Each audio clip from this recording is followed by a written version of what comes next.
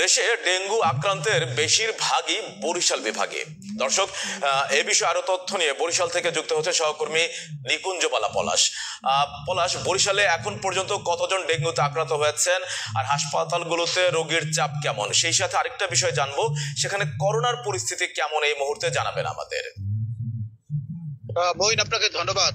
আপনি শুরুতে যেমনটা বলছিলেন যে আসলে বরিশাল বিভাগ এখন কিন্তু ডেঙ্গুর একটা হটস্পট হিসেবে পরিণত হয়েছে। প্রতিদিনেই মূলত বরিশালে বাড়ছে ডেঙ্গু রোগীর সংখ্যা।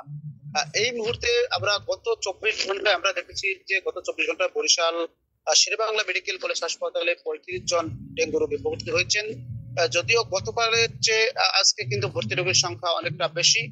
পাশাপাশি আমরা দেখেছি যে বরগুনায় গতকালকে 93 জন ডেঙ্গু আক্রান্ত রোগী ভর্তি হয়েছিলেন, আজকে সেখানে ভর্তি হয়েছে গত 24 ঘন্টায় 65 জন রোগী।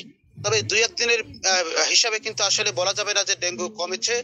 কিন্তু বরিশালে কিন্তু আমরা দেখছি যে বরিশাল বিভাগে এখন ডেঙ্গু আক্রান্ত রোগীর সংখ্যা দিন দিনে কিন্তু আসলে বাড়ছে, সেটা কিন্তু আমরা লক্ষ্য করছি। আমি একটা বিষয় আপনাদের স্পষ্ট করে বলতে চাই, ইতিমধ্যেই কিন্তু বরিশাল বিভাগে ডেঙ্গু আক্রান্ত রোগীর সংখ্যা 4000 কিন্তু অতিক্রম করেছে।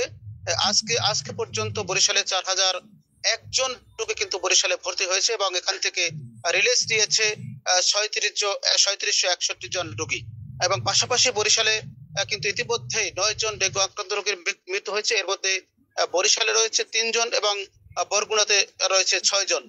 আরেকটা বিষয় যে বরিশালে যে করোনার বিষয়টা যে বলেছেন, আসলে এই মুহূর্তে কিন্তু বরিশালে করোনার প্রকোপ সেরকম আমরা দেখছি না। ইতিমধ্যে 2 জন করোনা রোগী শনাক্ত হলে নতুন করেও বরিশালে কোনো করোনা রোগী শনাক্ত হয়নি। লোকেদের জন্য চিকিৎসার জন্য ইতিমধ্যে কিন্তু বরিশালের শেরেবাংলা মেডিকেল কলেজ হাসপাতালে করোনা ইউনিট সেখানে খোলা হয়েছে এবং সার্বিক বিষয়ে আমরা বলতে পারি করোনা রোগীদের চিকিৎসার জন্য সার্বিক সম্পর্কে শেরেবাংলা মেডিকেল কলেজ সব মিলিয়ে আমরা এই মুহূর্তে বলতে পারি যে আগামীতে বরিশালে ডেঙ্গু আক্রান্ত রোগীর সংখ্যা আরো বাড়বে, এমনটা কিন্তু এবারে চিকিৎসকরা আশঙ্কা করছেন। মঈন, এই ছিল বরিশালে ডেঙ্গু আক্রান্ত রোগীর এবং করোনা বিষয়ে সর্বশেষ খবর। পলাশ, আপনাকে ধন্যবাদ।